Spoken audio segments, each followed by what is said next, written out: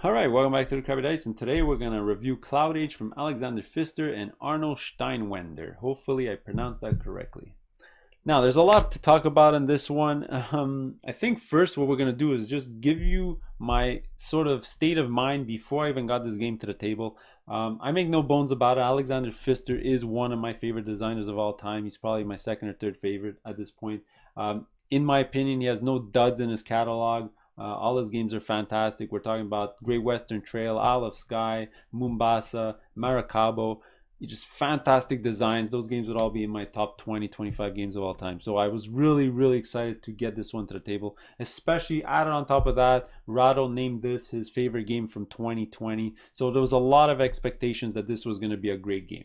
Now, the reason I'm telling you all this, obviously, is because in my opinion, maybe I was too excited for the game. I don't think it raises to the top or even close to some of his better designs. I think it's just an okay game, and it's got some real problems that I'll mention throughout this sort of video. So where to start? I think first, let's just tackle the art, components, all that stuff, get that out of the way, because this is brought to us by Capstone Games. I expect nothing less from them. They did a really good job. Everything's thick cardboard, linen finish cards.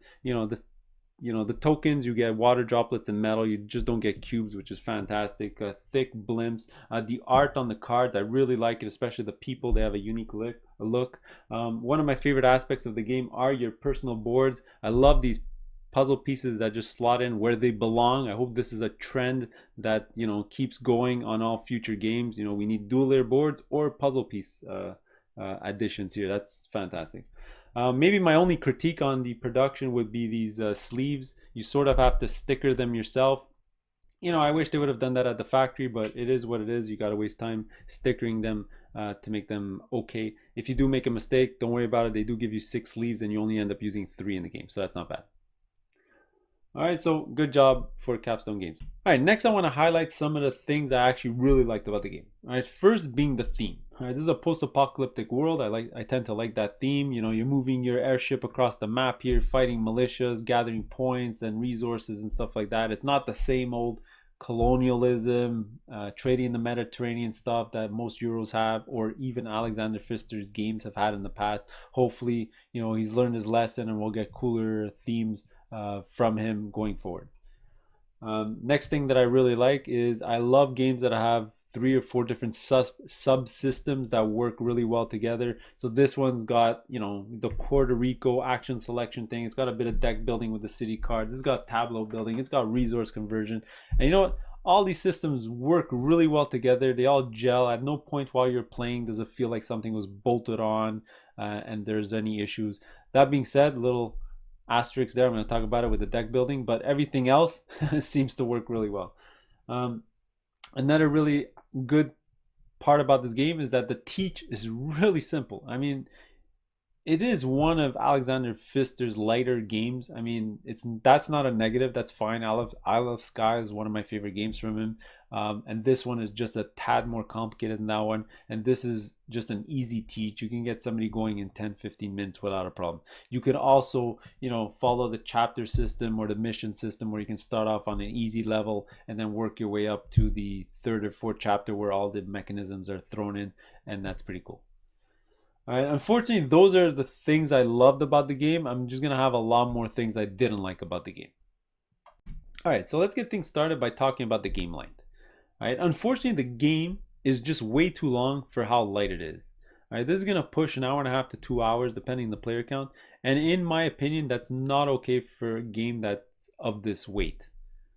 All right, I would have preferred this game to clock in at about an hour, but it is what it is. All right, my second negative that I wanted to mention is that it is really, really low on the player interaction and competition. Now, I love my multiplayer solitaire games as much as the next guy, but at least in those games, there's always competition of something. All right, whether it be limited resource pool, a card display, a drafting system, a common objectives, first come, first serve thing. This game literally has none. I mean, there's no competition for anything. It is 100% a pure solitaire game. I mean, the only time you're going to interact with somebody is on this main board if you land exactly where somebody wanted to go, because you can fly through other people, you can go visit cities that people have already been to, which doesn't really make sense. You already fought the militia, but somebody else can go fight them as well. You know, there's no competition anywhere here. It's just heads down, do your own thing. And especially for a game that's an hour and a half to 2 hours long, I don't think that's okay. All right. Some other negatives I have about the game is, unfortunately, the game is a bit on the bland side. Now, I'm not talking about the theme. I already mentioned I like the theme. It's just the mechanisms and the rewards of the mechanisms are on the bland side. So let's get things started by talking about this deck of cards. All right, because I'll give you some examples. Now, you're going to get a gigantic deck of cards in this game. And you would think that this game, the deck would have personality, like Underwater Cities, Terraforming Mars, Wingspan, Race to the Galaxy, where every card is unique, does something different. But you know what? This deck is huge, but you're going to encounter the same 8 to 10 cards every single time. All right, there's nothing special going on, and none of these cards are terribly exciting. All right, even the cards you're unlocking throughout the chapters, they're going to add more cards that are just the same as the other cards. You might get an extra energy, or an extra movement or whatever, an extra strength than the other cards from the deck. And that's not exciting. Another thing that's bland, unfortunately, is something that I mentioned a bit before, is the deck building. Now, this should have been a completely different mechanism. This whole deck building system is just for the numbers. At least in a game like Great Western Trail, not only is it the numbers that count, but actually the colors of the cows, and that sort of works into the mechanisms and all that stuff. This one, you're deck building just looking at the numbers, and that's just boring. I would have rather preferred a dice system or a dice mitigation system where, again, it's just numbers. You know, at least you're trying to hit target numbers with a dice or something, and that would have been better, in my opinion. Another thing that's a bit on the bland side is the sort of repetitiveness of the game. Unfortunately, what you're doing at the beginning of the game is going to mirror what you're doing at the end of the game. You don't advance that much. You do get a few upgrades, but it's just increasing your strength.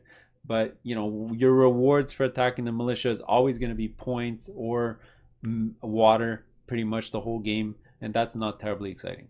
All right, next let's tackle the system I hated the most in this game, and that's the gathering of the resources from these city cards. I'm not going to go into depth. You already know what it is. You know, you go there, you get the resources. It's sort of hidden information. You're not sure exactly what you're going to get.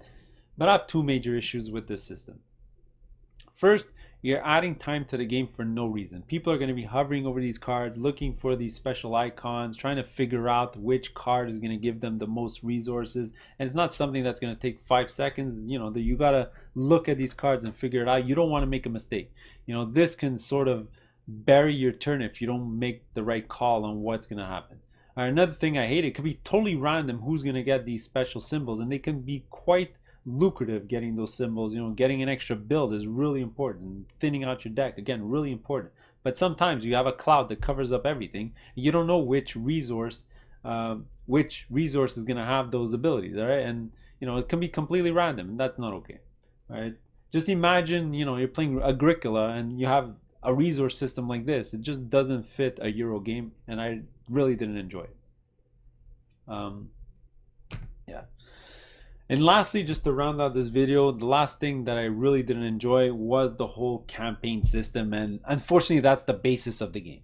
I mean, in my opinion, this shouldn't have been a campaign game. It should have just been a varied setup deck or something where you flip over a certain amount of cards, where it changes up maybe the game board a little bit with some tokens, add some cards to the deck, or you add random cards to the deck to add some variety or something like that. All right. What I didn't like about this campaign system, one, it's bland. I could have added this to the bland section, but throughout the chapters, nothing really changes. I mean, the story is really boring as well.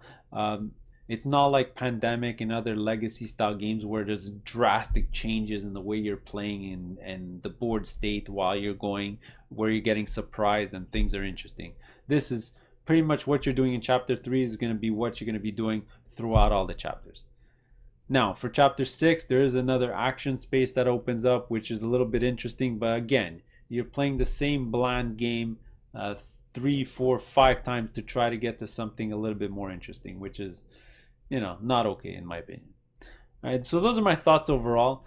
Now, I know I was a bit more negative. I just wanted to counteract a lot of the positive vibes this game is getting from a lot of reviewers, so I had to be a bit on the negative side.